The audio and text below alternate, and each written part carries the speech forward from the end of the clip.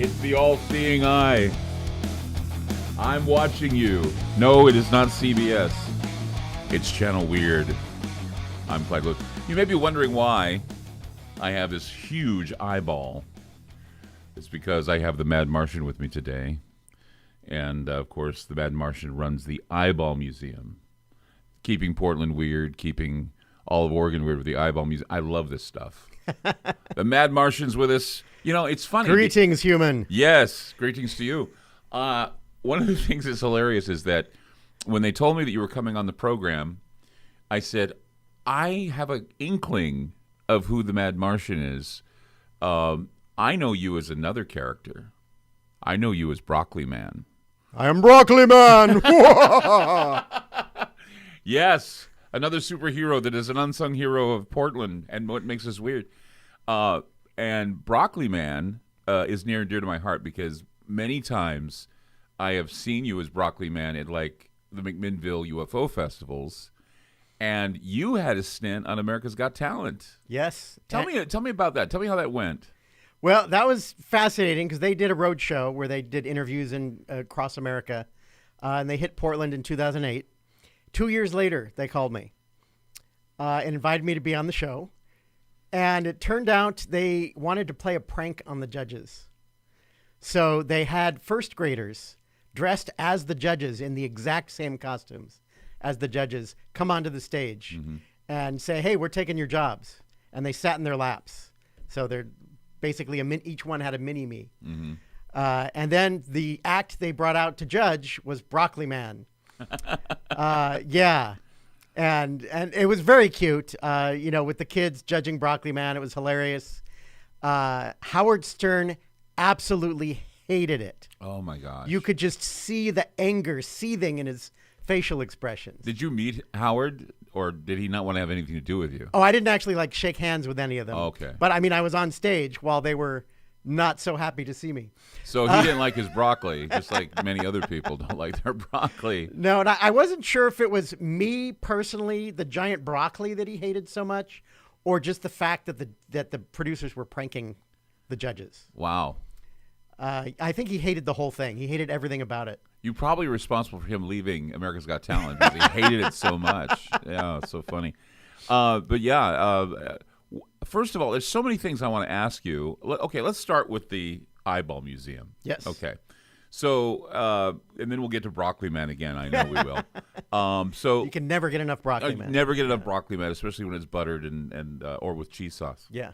Anyway, okay, tell me about the Eyeball Museum and how it all got started, because it's an online museum. Yes.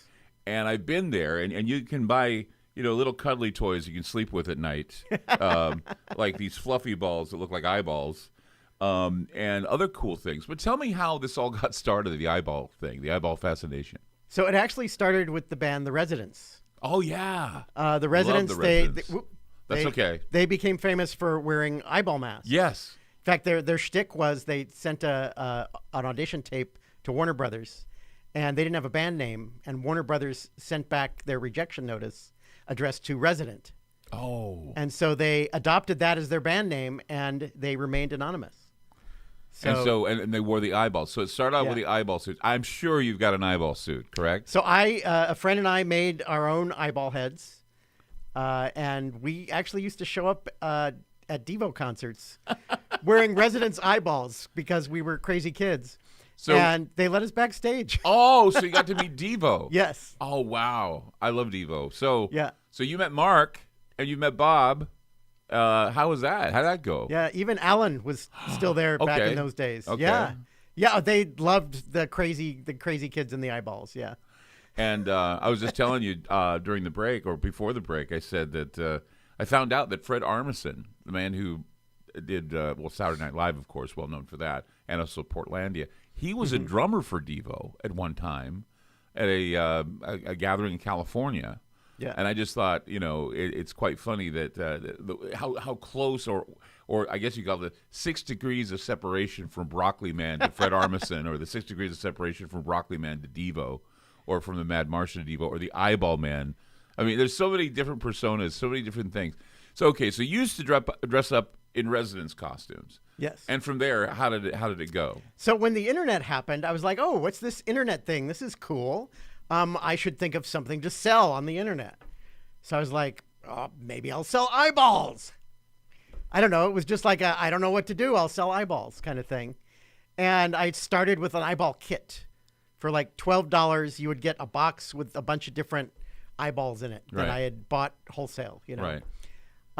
And then it kind of grew, and now I've got like over 300 different eyeball items for sale. I can see that because one of my favorite things, or one of my favorite things I used to do or used to have at Halloween, I'm a gumball enthusiast. I really love gumballs. I would love to have a gumball museum. Serious, a gumball machine museum where you have different gumball machines and you pay a fee to go in, and then you bring in your quarters and you can buy all these gumballs if you want. That's why I thought it'd be a great idea for a museum. Yeah. But I used to love to get a hold of the eyeball gumballs or the eyeball jawbreakers. Yeah. Mm-hmm. I don't know if you have any of those. I don't sell anything that's perishable generally. Oh, are gumballs perishable? I don't know. You don't have to freeze them, do you? I guess if it's solid sugar, they probably last forever. You can freeze eyeballs, of course. Yeah. If you remember what movie was it where they needed eyeballs and they used to freeze them, and I can't remember what movie it was. I think it was like a Blade Runner movie or some movie. I think it was Blade Runner. Was it Blade Runner? Yeah. Yes. Well, see, and that's the thing is that eyeballs are. I made your eyes. Yeah. Blade Runner. Windows to the soul. That's what they are. I met him once, by the way. Who? Oh God, what's his name? Who, Rutger Hauer? No, the guy who made the eyes. Oh, I don't know who he is, but yeah, I know who you're talking about. You met him. But he was at a convention signing autographs, and so I got a selfie with him, like going like this, looking into my eye. That's bizarre. How can one's obsession with eyeballs turn into a lucrative thing? I'm shaking my head here. Oh, it's not lucrative at all. Oh, it's not lucrative. No. I figured it would be lucrative. That is I'm sure not my day job. No. So it's not an eyeball fetish. What would you call it? It's a fascination. It's a fascination with eyeballs. Yeah. And like I said, I was very impressed with the eyeball pillow, and we have eyeball museum. What do you call that? That's a water. Can you see that? Oh yeah. Let the camera see that. Okay. This is nice. This is nice. It's cold too. Does it hold beverages cold and warm too, or? It's been sitting in my car overnight. Is that why it's so cold? It's cold. It's the Eyeball Museum, www.eyeballmuseum.com. And so you have all these little doodads. Yeah, now these I don't actually sell. I just got that. I do sell them, but not on the website. That's on Cafe Press. Oh, okay. Yeah. So they just print at random. So you can go to Cafe Press and order one of those. That's if you amazing. Want. Yeah. And then you have a little blow-up eyeball there. Let me see a little blow-up eyeball. Yeah, this is actually from Japan. Oh, really? This is Madama Oyaji from an anime series or manga series called Gegege no Kitaro. You can say that. I would not be able to say that, especially since I haven't had coffee this morning.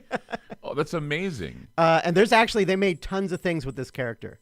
So I've got a lot of this in my collection. I'm trying to think of every eyeball that I've ever seen in a show. Or there was actually B horror film. I don't know if you remember it. It's the one where God, what do they call it? It was where this eye, this strange alien eye, is attacking a Swiss chalet. Yes, I have a model of that eye. You've got to be kidding me. You remember garage kits from the 80s? Yes, I do. I have a garage kit of that Of that eyeball. Yeah. I can't remember the name offhand, but I remember it was a movie. They were all stuck at this Swiss chalet up in the Alps. Yeah. And all of a sudden... The crawling eye. The crawling eye. Gosh, yes, that's what it was. And notice how weird we are. We're a bunch of geeks talking about eyeballs here.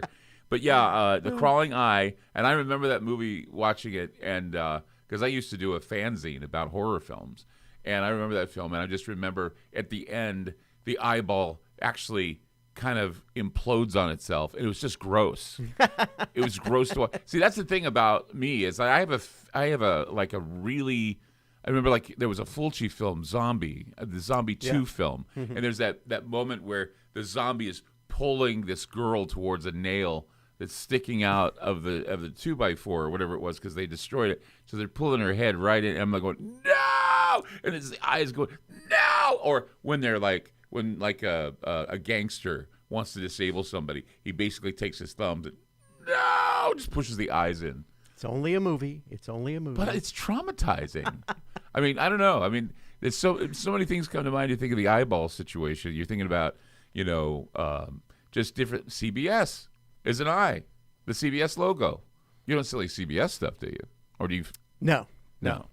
But you notice that. I mean, we were just talking about the other day on my show Ground Zero, the TV show, the radio show I do. We were talking about the winking eye, which was Algol, the winking demon star, and they call it the winking eye. It's kind of like the left eye winking eye. And Algol was an alien that came down from the winking star, which is the eyeball star, came down and gave this guy who runs a mine this precious technology, and this technology was supposed to help him rule the world. I did this theory that Algol is short for algorithmic language, and since you know a lot about cybersecurity, I thought, isn't that kind of odd that this is the thing that algorithms were part of the winking eye? I don't know if you knew that. They're part of everything. What are they? I mean, that's the thing, is that nobody knows exactly what an algorithm is, but it's like it just rules our minds. And it comes from the whole world, the word of algorithm comes from the Algol winking demonic star. That I didn't know. And which is the eye of... Though I do have bags with winking eyes on them for sale. You have what? Bags. With winking eyes. With winking are they eyes those on things that when you flick them, the light changes? When you turn them, they wink. Okay. Yeah. All right. Okay, so OMSI had this eyeball one time. They did. They had a huge eyeball at OMSI, and I don't know why they had it there, but they did. And they got rid of it. Don't tell me that you bought it. Don't tell me that you It's in my living room. I knew it. The giant OMSI eyeball is in my living room. I knew it. Okay, yes. do we have give us a clip of this. Show. You have a clip of this, right? Andrew, you do. Okay, you got it up? Okay, so this is the huge, how big is this eyeball? The eyeball itself is about 4 feet wide, and the table is about 6 feet wide. How'd you get in your house? I had to detach the eyeball from the table and turn the table in sideways. Does it light up? It does there are like buttons all around the base. Yeah. And I think only 2 of them still work. What do the buttons do? But it would light up. The retina would detach. The iris would open. Have you ever freaked out your neighbors or something and put the big eyeball somewhere in the bushes and? Who do you think helped me carry it into the house? And they didn't question it. They didn't say why. No, they thought, wow, that came from OMSI. That's cool. Are you an ophthalmologist or something? It's like they didn't say anything. I mean, I don't know. I would question that. I'd say, why is this guy? I mean, it's like that whole, what is that song? What has he got in there? What has he got buried in there? What has he got in his basement? He's got an eye in his basement, guys. The all-seeing eye. So, okay, the Eyeball Museum was just this idea to start selling eyes. Yeah. And you say it's not lucrative, but it's there. Yeah. What are you planning on doing? You want to make it a walk-in, or would you ever thought of a brick-and-mortar museum to make this happen? I don't know that could make any money. I've seen a lot of small museums come and go in Portland. So I know a guy who started a UFO museum, and he had nothing. He basically had a store. It was kind of like a store. And in it, he would sell UFO memorabilia and flying saucers and things of that nature. But basically, to make it legit, they had people come in and they did just lectures every once in a while. Mm-hmm. And then it went away. It was on Weird TV back when Chuck Serino used to do Weird TV. And I just thought to myself, it doesn't take much to create kind of a brick-and-mortar museum that maybe you could set up somewhere and have the eyeballs and just be like on the side of the road somewhere. People drive in and they come all the way from who knows Lodi, California to come see the screaming eyeballs from hell in this museum, which I think would be, or the crawling eye, which is something that I can't believe I pulled out of my head from recall because it was a very traumatic movie for me when I watched the eyeballs explode on a Swiss chalet somewhere in the Alps. The funny thing is that's the one thing everybody remembers from that movie is it was the Swiss Alps. Anyway, with us today on Channel Weird is the Mad Martian, and we're talking about the Eyeball Museum. It's eyeballmuseum.com? Yes. Eyeballmuseum.com. Get yourself an eyeball. You can't get one of those. That's a You one can't of a get kind. one of these. That was made for me by Laura Lady of the Horror Hotel in Ohio. Okay, we'll talk more about this craziness. Keeping Portland Weird on Channel Weird. We'll be back.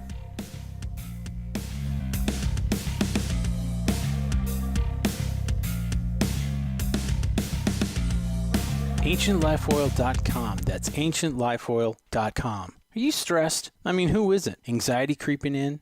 No, not that. Is sleep hard to attain because your brain just won't slow down? We're living in crazy times, and the fear knob has been turned up. Okay, there's an answer. Take a big breath, exhale, and go log on to AncientLifeOil.com. CBD, broad and full spectrum, organic and non-GMO CBD for you to enjoy. Change your tune from fear to calm, from brain overload to clear thinking. 0.003 THC on full spectrum and 0% THC on broad spectrum. Competitive pricing with the best quality. Also know everything is going to get better. No worries, be happy. CBD can help calm so your nerves don't think they're a 6-string electric guitar. Enjoy life, smile, and log on to AncientLifeOil.com for great CBD. That's AncientLifeOil.com. You'll be glad you did.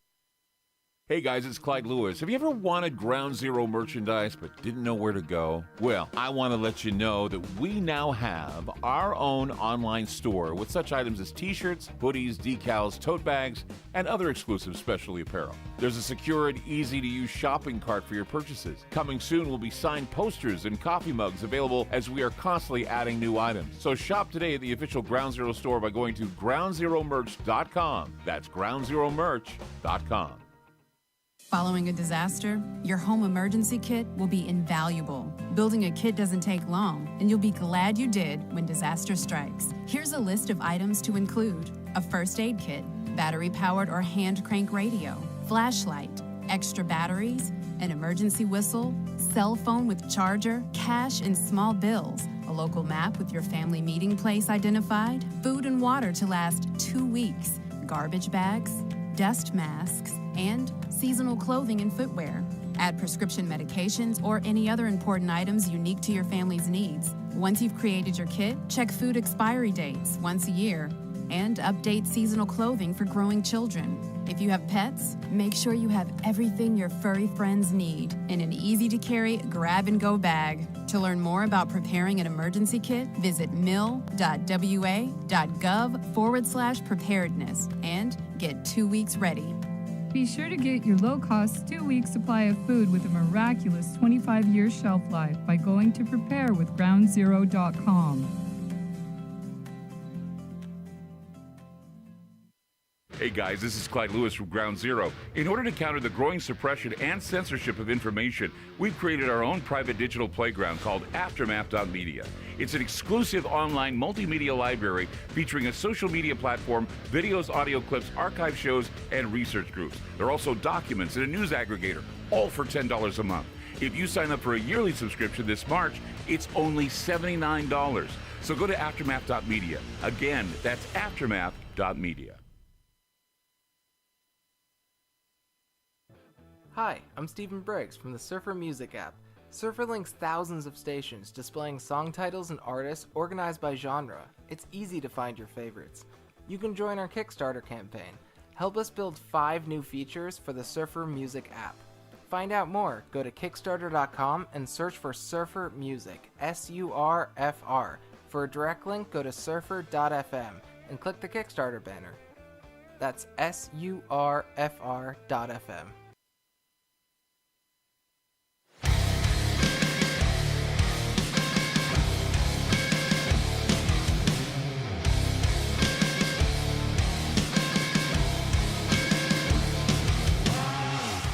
Look into my eye.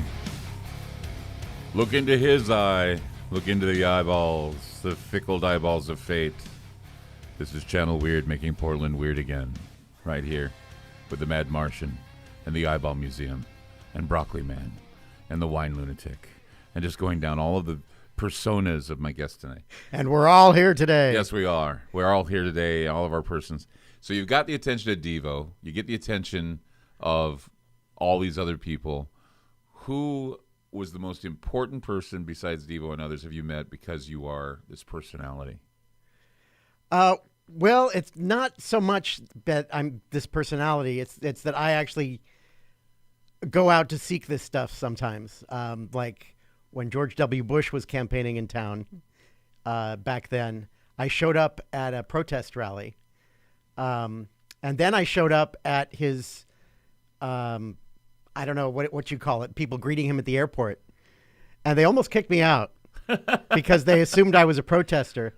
And, I was just there to get on TV, right? Yeah. I didn't really care about what was going on. I wasn't into politics at all back then. Not the case now, but back then. So I just showed up and I got a selfie with George W. Bush. You know what? You and I have something in common. I met George W. Bush. I had tea with him at the Empire Hotel in New York. I was doing the Toxic Avenger voice for Toxie. Nice. I was doing the Toxic Avenger voice. I am the Toxic Avenger. And I needed to get back home to Portland, and I was going to go to Central Park because I wanted to go see the Strawberry Fields for Lennon. I wanted to see the John Lennon Memorial. And I ended up at the Empire Hotel overlooking Central Park. Went in there, and I thought that there was this all-you-can-eat buffet in this room. So I walked in, I got myself a plate, filled it up with ham and potato salad and everything. I'm sitting there, I'm eating in this place, and it's empty. And one of the guys came in, gave me a glass of water, and I'm thinking, I'm at this restaurant, and I'm minding my own business, eating at this restaurant, and all of a sudden, some guy I knew from Florida, who I think he ran a radio station in Florida, said, "Clyde Lewis, what are you doing here?" I said, "Well, I'm eating. I'm in a restaurant. What are you talking about?" I said, "Duh." I said, "No, what are you doing here?" And I said, "Well, I'm doing the Toxic Avenger." And he said, "Well, this isn't a restaurant." And I looked at him and I said, "What?" He says, "No, man." He says, I don't know what you're doing, but you just are eating a plate of food that was for the George W. Bush campaign. So he was having one of these like $200 plate gatherings in New York. And here's me eating my face, feeding my face.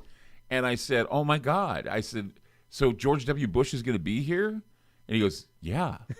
And he no sooner said that, the Bush comes through the door, and he's looking at me, and I'm looking at him. And I said to him, "Excuse me, I'm sorry, Mr. Bush, but I ate some of your food and I didn't pay for the plate." And he looked at me and goes, "Well, where's the tea?" And I said, "I don't know, sir." So he went and he fixed himself some tea. He says, "You a tea drinker?" I said, "No, I'm not a tea drinker." He said, "Well," he said, "I know you ate one of my plates, for the campaign." He says, "I need you to do me a favor." I said, "What do you do? What do you do for a living?" And I told him I was a talk show host. And he said, "Well," he says, "you need to say good things about me on the air." He says, "If you don't, I'm going to come after you because I'm going to run the FCC when I'm president." That's what he said. And that was my experience with George W. Bush. So, I mean, you get a photo op. Were you in the broccoli suit or what were you doing? Yeah, they made me take the head off. Oh, so how sad. Yes, the picture. His dad hates broccoli. Yeah, which is why I did that. Yeah. Oh, yeah. okay. Yeah. Yeah, I mean, his father was famous for actually causing broccoli sales to go plummet. down. Yeah. And that was my whole shtick for being there. Oh, okay. As Broccoli Man. And, your whole stock for being there. Oh, yeah. So I asked him, because this was a thing I did for a while, is I would show up at celebrity autograph signings and things like that. And I would ask them, "How do you feel about broccoli?" Yeah. And then I would post on my broccoliman.com website, Right. what they said. Right. And George Bush said, "I like the tops, but not the stalks." That's pretty damn good. Yeah. You can put a quote like that. I like the top stuff. Yeah. Well, and so that's interesting. So you get to meet he was campaigning when you met him too, right? Yeah. Yeah. So he wasn't president yet, Right. but you met him when he was campaigning. And that's amazing that, and see, that's the thing is that I find it odd because, I mean, how did you get close to him? I just want to know. That's the funny thing. I have to say that his staff was very nice. Okay. Because if I were his staff, I would have kicked me out. Well, because I want to tell you something. When I went to the Empire Hotel, I had no clue that these guys were, because they had Secret Service guys there, right? Yeah. And so some guy stopped me before I went into that so-called restaurant where they had all the meals, all the food. And he stopped me and he goes, "Who are you?" And I said, this is what I said to him. I said, "I am the Toxic Avenger." I said it as a joke because I was doing the Toxic Avenger thing. He says, "Yeah, I am the Toxic Avenger." And he looked at me up and down. He says, "Okay." And I didn't know it was a Secret Service agent until it was too late, because then I realized, Oh, okay. The guy with the thing in his ear wearing the suit. But he was an older guy. He had like a white. He didn't look like, those MIB type dudes that are standing with glasses going, Mr. President's coming down. Columbia's in the vehicle. He's coming in. They didn't do any of that. He was just standing there, and he had a beard, and he had kind of white hair, kind of like James Coburn, just standing there, And I'm thinking, you're not anything important. You're just some sort of security dude. And then I realized he was Secret Service.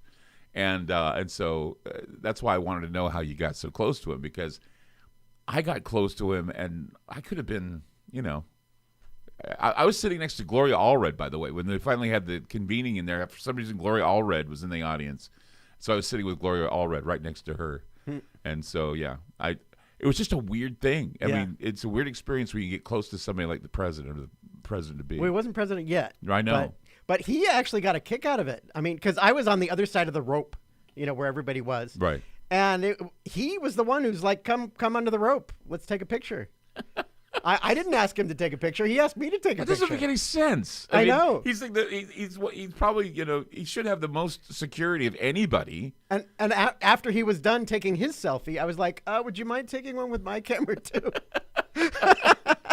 Anyway, so it's an interesting story, because I just wanted to know how you got so close to him. Because I couldn't believe that I was having tea with the guy, because I'm not a tea drinker. No, I'm not a tea drinker. He said, "Can I have some tea?" And so I didn't know he was a tea drinker, but now I do. But so yeah, it's like when you have, I think it's kind of like that Forrest Gump thing, where if you're that outrageous, or if you do some unique thing, or you have some unique moniker like, the Mad Martian or the Broccoli Man or whatever, you somehow have this clout where you get 10% off everything in the store.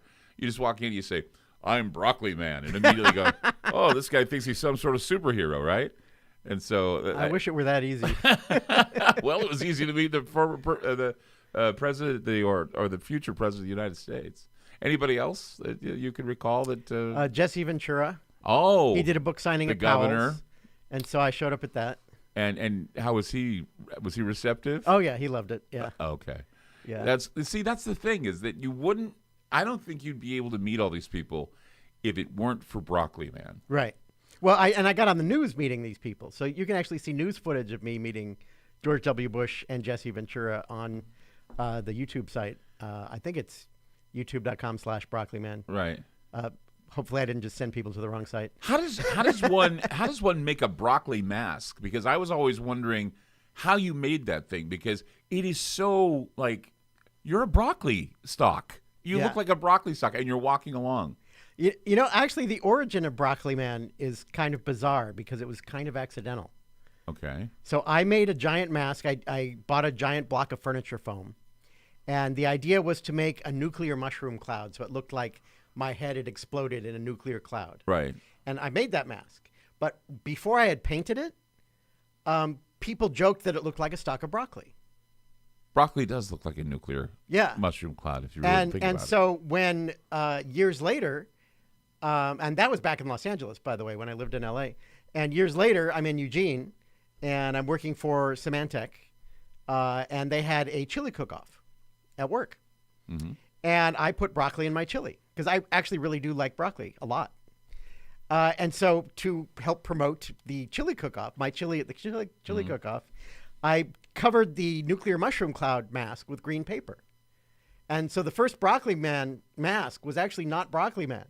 It was fake Broccoli Man or something, It was nuclear Broccoli Man. And it was done as like a one-time thing for this chili cook-off. Right. But it was a big hit. People loved the goofy guy in the broccoli head, trying to get people to eat the beef and broccoli chili, which is actually quite good. It's bizarre again, because another thing that I used to do was put broccoli in my spaghetti sauce, along with artichokes and carrots. I used to make a garden spaghetti sauce at one time. It wasn't very popular. They didn't like the broccoli. I mean, I make great spaghetti. You ask anybody, they'll tell you Clyde Lewis makes the best spaghetti, and I do. I should just open a spaghetti factory or whatever. But I used to, back in the day, when I like to experiment with food. I've created all kinds of strange food, like mug of pizza, and I do a thing called burger cake, and I create all these different foods. But I wanted to make a spaghetti that was like this this spaghetti that was like a garden spaghetti. I used to call it garden spaghetti, where I threw everything that you get from the garden into the spaghetti, except for potatoes. But I put like carrots and artichokes and broccoli in it. Wasn't very popular.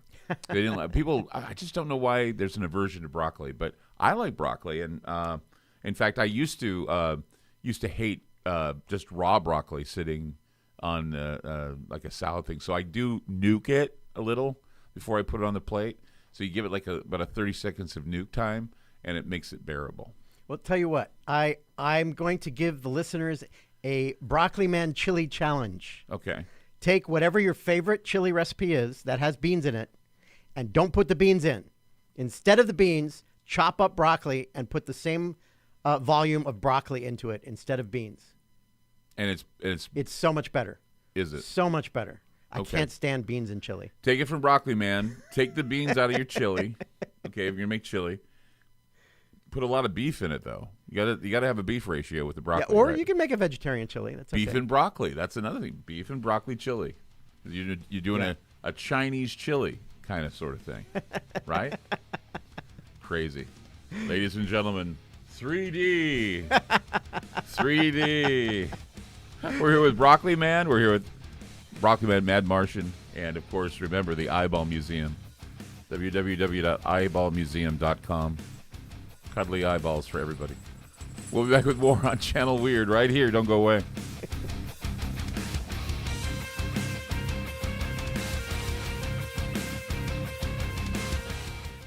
AncientLifeOil.com. That's AncientLifeOil.com. Are you stressed? I mean, who isn't? Anxiety creeping in? No, not that. Is sleep hard to attain because your brain just won't slow down?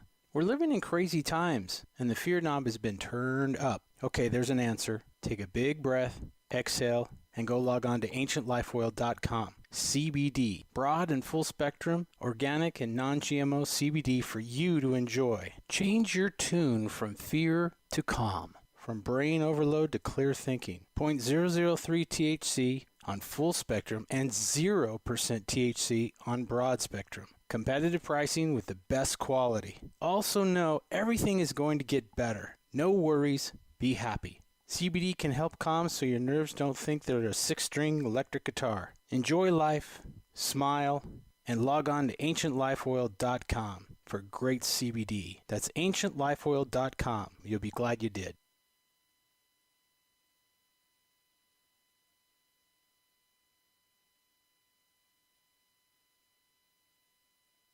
Hey guys, it's Clyde Lewis. Have you ever wanted Ground Zero merchandise but didn't know where to go? Well, I want to let you know that we now have our own online store with such items as t-shirts, hoodies, decals, tote bags, and other exclusive specialty apparel. There's a secure and easy-to-use shopping cart for your purchases. Coming soon will be signed posters and coffee mugs available as we are constantly adding new items. So shop today at the official Ground Zero store by going to groundzeromerch.com. That's groundzeromerch.com.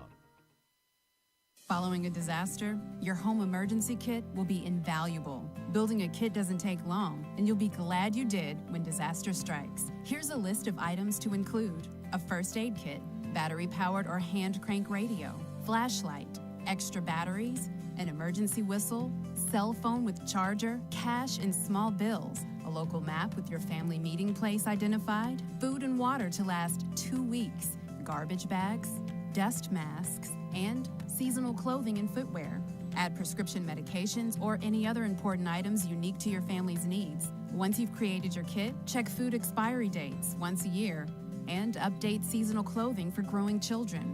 If you have pets, make sure you have everything your furry friends need in an easy-to-carry grab-and-go bag. To learn more about preparing an emergency kit, visit mil.wa.gov/preparedness and get 2 weeks ready. Be sure to get your low-cost 2-week supply of food with a miraculous 25-year shelf life by going to preparewithgroundzero.com.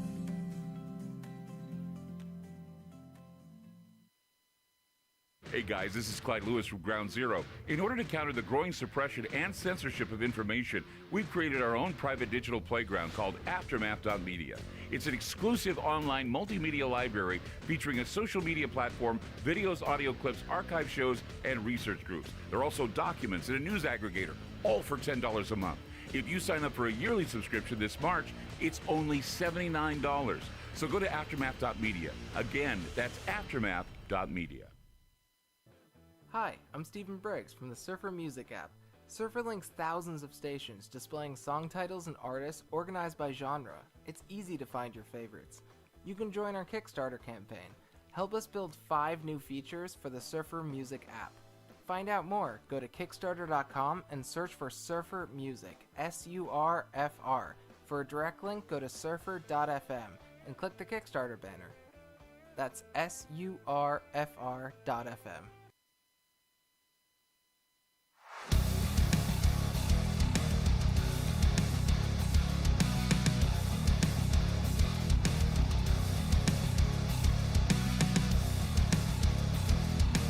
It's Channel Weird. Just found out my producer, Andrew, likes broccoli on his pizza. You're kidding me. No, broccoli on pizza is great. Yeah. Yeah. Seriously. Yeah. So here's a question. During the break, we were talking about cooking, and you say you're not a cook. No, I just make chili, spaghetti, and eggs. But yet you auditioned for a cooking show. I did. Well, okay. So, you're not a cook, but you... All right, and you auditioned. So tell me about what cooking show and what was the situation with that? So it was the next Food Network star on the Food Network. And I knew they weren't going to put me on the show. My whole goal was to get into the rejected audition montage, and I succeeded at that goal. And not only did I succeed at that goal, but for season 2, they asked me if they could reuse my submission video because they wanted to put me in the rejected audition montage again. Right. So I'm in the rejected audition montage for 2 seasons. So it was for the food. Thank God it wasn't for Chopped. That's all I gotta say. Because I was like, chopped broccoli. What about that song? That Dana Carvey song. What do you? Yeah. I was just thinking about that as I was talking to you just now. That is a chopping famous broccoli, chopping broccoli. And a sad news is when I was on the Gong Show, the reboot, Dana Carvey was one of the judges on some of the episodes, but not the episode I was on. Oh, that would be terrible. Yes. Because it's like, he would have probably just praised you. That would have been perfect to have Dana Carvey judging Broccoli Man on the Gong Show. Broccoli Man. So, so you AGT, Food Network, any other shows you auditioned for? I mean, you're on the Gong Show, the rebooted Gong Show. Anything else that we may find in our treasures of old TV rejection sizzle reels or whatever? Well, I was on the news a bunch of times as Broccoli Man. I actually won a contest at Alien Night at the ballpark. As best alien was Broccoli Man. Don't ask me how that happened. I'm like, it's not really an alien per se, but okay. Well, wait a minute. I'll take the prize. Wait a minute. Day of the Triffids. Come on. You got to understand. There's another, for those of you at home that don't know about a B movie called Day of the Triffids. Day of the Triffids is about these plants that basically come to life and start attacking people after a meteor shower.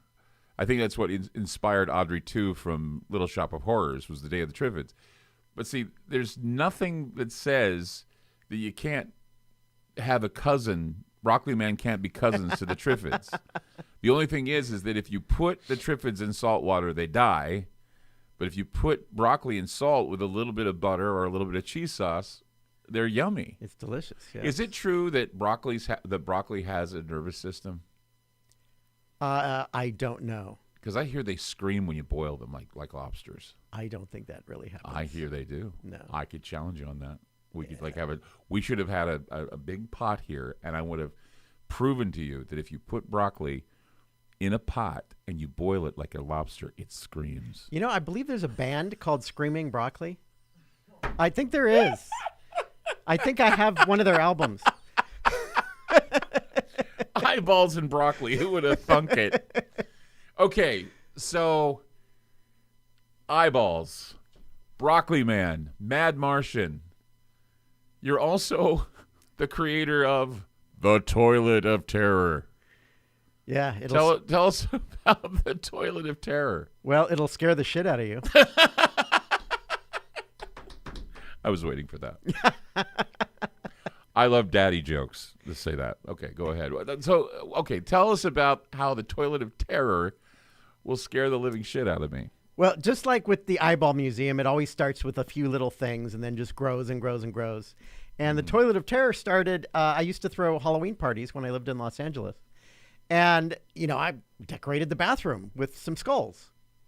And, at some point I thought to make a sign said Toilet of Terror, it will scare the shit out of you, And then I just kept adding more skulls and more skulls and more skulls. And now I have over 50 skulls in there. Wow. Yeah. So you collect skulls too? Yeah, specifically for the Toilet of Terror, yeah. Okay. And so would you even consider maybe franchising the Toilet of Terror? Kind of like I've noticed that they have that those commercials where they go in and they say, "Is your shower crappy? We can just take and put a bathtub over it and tile over it, and you can just cover up your crappy shower with this new thing." You could probably do the same with Toilet of Terror. Could you just put a whole new toilet over it and put skulls everywhere?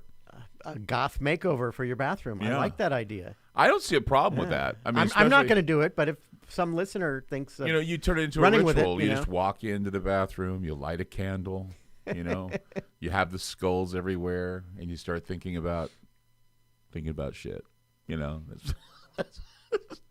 What are you doing? I'm in here thinking about shit, and it's scaring the shit out of me. But we had pictures, right? We have the pictures up of the Toilet of Terror. And so you're not planning on doing anything with that. That's just in the house. Yeah. You're not putting it in any major spook alleys what they have the terror rooms here, the escape rooms. I mean, can you imagine having one in an escape room? That'd be kind of fun, don't you think? Yeah. I'm sure you know a lot of people that run these types of affairs. You probably hang out with all the weird people. You were telling me that you have a friendship with Amazo the Clown. Extremo the Clown. Extremo, I'm sorry. Extremo! Yeah, Extremo the Clown. Why did I say Amazo the Clown? Extremo came to one of my parties. I had a party for like 10, 20 years. And it was about the time he was running for mayor of Portland. And you know what? I think Extremo should run again. I think so, too. Because I believe that he would have a better grasp on what to do with this city. We really need to make Portland weird again. Yeah. I mean, definitely. I think we're lacking these days. I think that since COVID, we've lost our ability to be weird. Yeah. And I think more and more weirdness needs to be. I mean, we have a lot of people like you and others that are in the woodwork that really need to be exposed. We need to expose you for the weirdness you have. So tell me about Extremo. How's he doing? Have you talked with him lately? I haven't talked to him during the pandemic. Okay. I did a video of him, actually. Someday I need to post that online, when he was running for mayor. So I got some campaign video of him. I may have posted it at some point. I don't remember. He dressed up as though, Yeah. I mean, he came to my party. It was around the 10-year anniversary of Ground Zero. He came to one of my parties. He showed up at Dante's, and I was so, I don't know, it brought a tear to my eye, I guess. I was just so damn proud of the fact that Extremo the Clown took the time to get out of his weird car. I've seen his car. It's just weird. Yeah. Get out of his weird car, come to my party, and he was dressed as a classic, like, Emmett Kelly clown. And it was just like out of the circus from the old days. And it was so awesome. And I told him, I said, I was just so grateful that he took the time to come to one of my parties, because I thought he was one of Portland's celebrities. He just seems to be one of those weird celebrities that, once again, there are plenty of weird celebrities in this town. There's, Street Elvis, there's Extremo, and there's, so many that you could say. I mean, even you could go back and say Cat Daddy and Trey Shannon were kind of the weird guys that did Voodoo Donuts, and it's like now they're these important donut megalo-millionaires, and I knew them I still knew them when, and it's because I used to hang out downtown. And like I said, and I've seen you as Broccoli Man. I mean, I've met you as Broccoli Man, not as yourself now, but just the idea of seeing you in McMinnville. You were carrying some sign. What did it say? It said, "Eat your broccoli before it eats you." See, and that's the thing, is that you show up at these alien gatherings, and so is Broccoli Man an alien, or is he a superhero? Yes. Well, actually, I did create an origin story video for Broccoli Man. You should create a comic book for back. And you can see that online. Okay, what's the origin story? So basically, it's that I play a broccoli farmer who can't get his kids to eat broccoli. Right. And so I create a hybrid between broccoli and chocolate. between broccoli and cacao, basically. Yeah, cacao. And make broccoli taste like chocolate, so my kids will eat it. Right. Right, in the video. And I accidentally end up in the machine with the broccoli and get turned into Broccoli Man, a la The Fly. Yeah. So it's basically a spoof of The Fly, and that's I mean, on come on, YouTube. look what it did for Too Much Coffee Man. You know, Yeah. you've seen Too Much Coffee Man. Oh yeah, He's a very, I mean, artist here from Pacific Northwest. Comics, amazing comic, Too Much Coffee Man. Mm-hmm. I would think that if you got a hold of the right comic book artist, Broccoli Man would be either a superhero or an alien in a comic book. I would love to partner with an artist to do that. That would be awesome. Okay, so you're hearing it here. For those of the comic book artists who watch this, because I know a lot of comic book artists watch Channel Weird and listen to Ground Zero, Broccoli Man is your man. I mean, you could make a great, I think, comic book backstory of a scientist or someone who wants to make broccoli taste like chocolate. And when he's doing it, he screws up and he becomes Broccoli Man. Is there something that has to happen? Like, for example, I mean, do you have to get angry before you turn into Broccoli Man? He just turns into Broccoli Man. Just and he's always Broccoli Man. Yes. like that. Yeah. And that's how it happens. Yeah, it's a hybridization chamber. Like it's kind of like from The Fly, but does he have to always go into a hybridization chamber in order to make this happen? No. Once he's changed, that's it. Because I think he could do it in a porta potty or something. Yeah. And he went into the porta potty and he became Broccoli Man. I would love to do the voice if you don't do the voice. Are you gonna do the voice? I am Broccoli Man.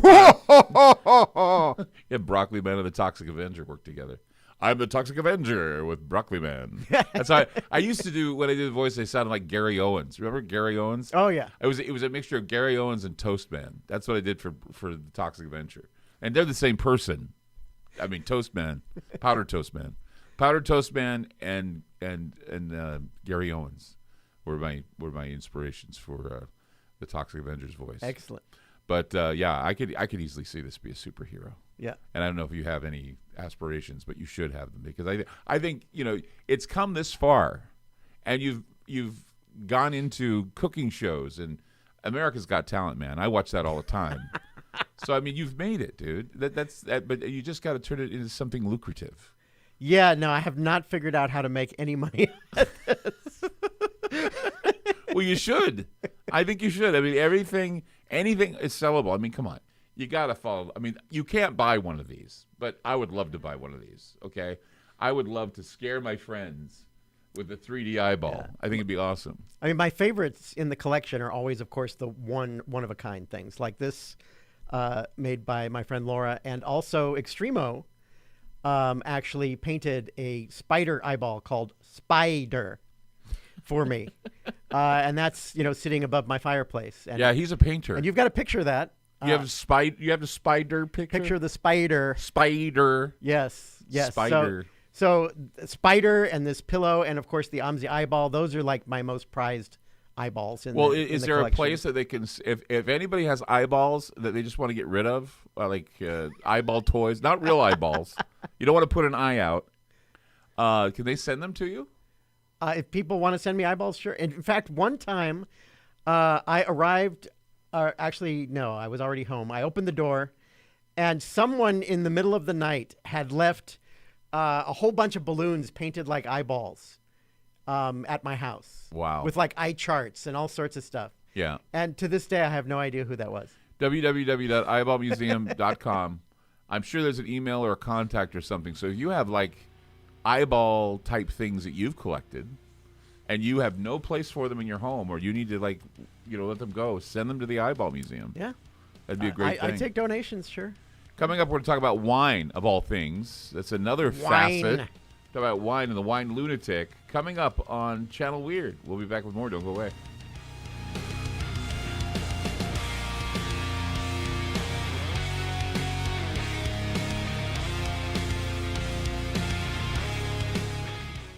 AncientLifeOil.com. That's AncientLifeOil.com. Are you stressed? I mean, who isn't? Anxiety creeping in? No, not that. Is sleep hard to attain because your brain just won't slow down? We're living in crazy times, and the fear knob has been turned up. Okay, there's an answer. Take a big breath, exhale, and go log on to AncientLifeOil.com. CBD. Broad and full spectrum, organic and non-GMO CBD for you to enjoy. Change your tune from fear to calm. From brain overload to clear thinking. 0.003 THC on full spectrum and 0% THC on broad spectrum. Competitive pricing with the best quality. Also know everything is going to get better. No worries, be happy. CBD can help calm so your nerves don't think they're a 6-string electric guitar. Enjoy life, smile, and log on to ancientlifeoil.com for great CBD. That's ancientlifeoil.com. You'll be glad you did. Hey guys, it's Clyde Lewis. Have you ever wanted Ground Zero merchandise but didn't know where to go? Well, I want to let you know that we now have our own online store with such items as t-shirts, hoodies, decals, tote bags, and other exclusive specialty apparel. There's a secure and easy-to-use shopping cart for your purchases. Coming soon will be signed posters and coffee mugs available as we are constantly adding new items. So shop today at the official Ground Zero store by going to groundzeromerch.com. That's groundzeromerch.com.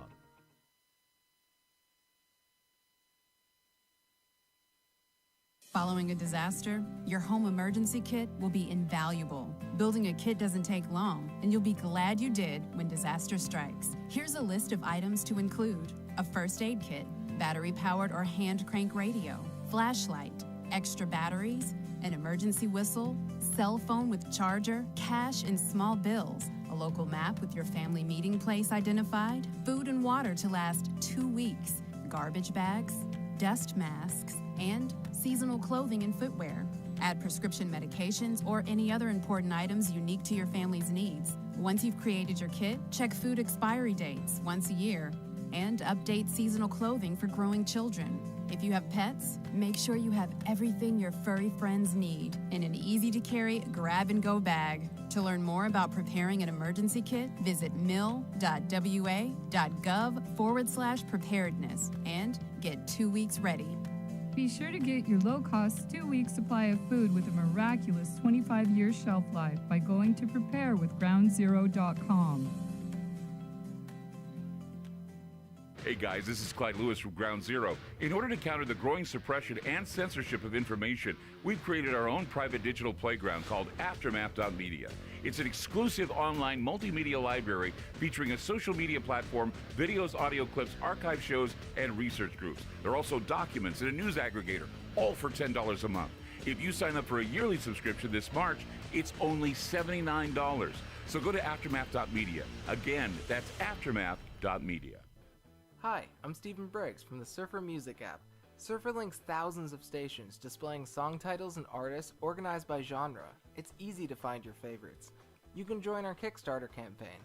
Help us build 5 new features for the Surfer Music app.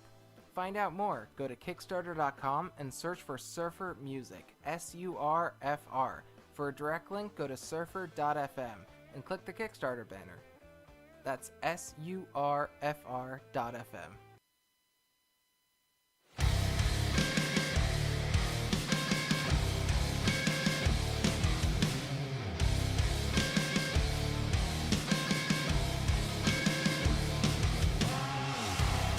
Channel Weird, and we are weird with a Mad Martian, Broccoli Man, and the Wine Lunatic. Okay, another persona. Yes. In fact, actually, that's. I bet your psychiatrist has a ball with you. Oh, I think I would. If I had a shrink, they'd be jumping out the window. That's actually why I wear the jester hat. Because why? Because I am the Wine Lunatic, and I actually that logo on the Wine Lunatic card originally was from the Faux Film Festival that I used to run in Portland. Ran it for, God, how many years did I do that for? 11, 12, something like that. Mm-hmm. Actually did one online during the pandemic to help out the Clinton Street Another thing Theater. we have in common, Clinton Street, we did a film festival called Looking Down Clyde's Shorts. It was short films. And Ron Jeremy showed up. And who's that guy that it's the film, he's the film historian that used to be the Clinton Street Theater. Do you remember his name? I don't remember his name. Dennis. Dennis. Yeah. So Dennis decided, because he's a film cutter. He's been a film cutter because that's back then. That's what they did. They cut the film and let it run. He put together some porno clips of Ron Jeremy's best work. And so here he is walking down and they're showing these kids are in the audience going, Mommy. And so it's really bad. And so we didn't do it again. We didn't do, we didn't do that. Okay, so you did a faux film festival. Let's go back from porn to wine. Tell me about it. Yeah, so this logo was actually done by artist Steve Hess, local artist. Mm-hmm. And the original logo he did with the holding the film camera. Mm-hmm. And then I basically just swapped out the film camera for a wine glass. Yeah. And used it for Wine Lunatic now. And basically I wear a jester hat. I interview winemakers. And I try to have fun with it. And that actually started because I started getting into wine. And I'd seek out wine videos online. Right. And, they'd be a couple of snooty old guys going, look, oh, I smell leather. I mean, boring. It has a good bouquet. Just really boring stuff. And Yeah. I didn't find anything interesting about watching a couple guys talk about the smell of leather. I don't know. And I'm like, I can do better than this, and I like actually finding out about the history of what got people to become winemakers. You don't generally go through high school thinking I'm going to be a winemaker, right? No. So hearing the backstory from winemakers is fascinating to me. And I like to have fun with it. So sometimes I even can get them to wear a jester hat. It's hilarious is that I like wine. Mm-hmm. I'm a very good. I mean, I like the $3 Chuck. I don't know. Oh God, no. Well, it's the best thing you do. Go to Trader Joe's, get some $3 Chuck. Because I had a girlfriend that used to drink all that stuff. But one of the things that's interesting is I went to a New York Indian restaurant, and they were serving Indian food. We were doing a shoot for. We were talking about War of the Worlds, the Orson Welles audio radio show they did in the 30s. And so I was in New York to go to the CBS radio building where they did it, and then we headed out to Grover's Mill, New Jersey. And that was one of my funnest thing I ever did was look at Grover's Mill. Well, one of the things is we went to an Indian restaurant. And I'm looking over the food, got some food, and I thought, we got to have some wine. So I look at the wine. Where was the wine from? Dundee, Oregon. So I go all the way to New York just to drink Dundee wine. That's funny. So, I mean, there are plenty of wineries. I mean, this is the best place to do a wine show. Well, actually, the Wine Media Conference this year is in Eugene. Really? Yeah, in August. So, I mean, we have some of the best wineries in the United States here. And that's why I said, Dundee, Oregon. Are you kidding me? She goes, oh, no. They have the best wines, and we get them from Oregon.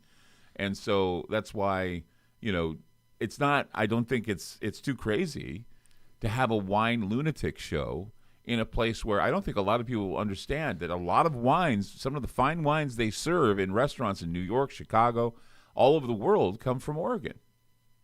Yeah, and Washington, too. Walla Walla, Washington has fantastic big reds. Wow. Yeah. And so you do a wine show. Yeah. And where do we see the wine show? On YouTube. So it's not a regular thing. It's not like a live podcast or anything like that. Just whenever I find time, because I've recorded more video than I ever have time to edit. I even recorded some in France I haven't edited yet. So what's your favorite wine? Morved. Morved. Or Morvedra. I just call it Morved. Also known as Monastrell, also known as Mataro. And it's one of the biggest of the big reds. And a lot of people haven't heard of it, but it once was very popular in the old days. I had a wine one time, and there was these goths. They were wine connoisseurs, right? They collected wines. And they brought it to the studio. We were interviewing these goths. They said, we want you to try a wine, and we want you to, to drink this wine. Tell us what you think. It tasted like blood. Seriously. They said, does this remind you of anything? And I go, yeah, it tastes like blood. It's because it was there's a lot of iron in it, I guess. And so the ferrous in the wine gave it that flavor of wine. And what really was weird about it is that I drank it and I thought, tastes like blood. And then, it's funny that you know what blood tastes like. Well, of course. You ever been hit in the mouth? You ever had a tooth fall out? Yeah, of course I know what blood tastes like. I'm just saying. I don't go around sucking blood. He's a vampire. But anyway, it was weird because I drank it and I thought, ick. It's ick. But then for some reason, I had a craving for that wine and that wine taste, and it just made me feel... So you are a vampire. No, I'm not. But I love the big reds. Yeah. The big reds. Walla Walla has a lot of good ones. Yeah. And Morved. For people, if you've never heard of Morved, haven't tried Morved, I recommend seeking it out. Most wine shops only have like 2 or 3 if you're lucky. Right. Or go to the French section and get something from Bandol. Okay. And I actually went to Bandol in 2019, and someday I will edit that video. The winery I visited in Bandol. Yeah. The most, I think the most novelty wine I ever had in my life was Roswell. I had the Roswell wine. I guess they have wine in Roswell. Went to Roswell, New Mexico on the 50th anniversary. And I, along with Stanton Friedman and Don Schmidt, who are these UFO guys, we actually stole the Roswell wines that were there. They had them, and we stole them because they were there on display, and we actually stole them. I took it with me back home, and I made this commitment. I said, I will open this bottle of wine when they finally tell us that aliens are real.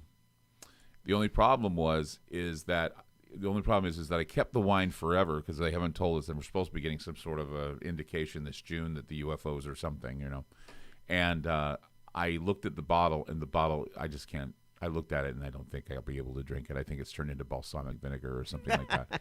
I'd probably put it on my salad. That's about as far as it goes with wine. But anyway, but that's the novelty wine that I had in my collection, was a wine from Roswell, New Mexico. Yeah, I drink my wine chronologically, so I don't end up with anything that's turned. The wine has been turned. Yeah. We only turn it to the dark side. Yeah. Amazing interview. This is exactly what I want. Channel Weird is meant for guys like you, and I'm glad you're making Portland weird again. Mad Martian, Excellent. Thank you. Again, Wine Lunatic, www.winelunatic.com. Please go there. Go to www.eyeballmuseum.com. Get yourself an eye. Keep an eye. Not that one, but lots of others. Lots of others. Dangly eyes. Dangly eyes. And, of course, Broccoli Man, coming to a comic book near you. Thank you so much for being on the program. Thank you. Great to be here. It was great having you. Really, it was. Thank you so much. And another Channel Weird next week, hopefully. And we'll be doing that, too. Be sure to check us out later on. We roll again in the evening, too. So we'll see you soon. Be weird. Yes.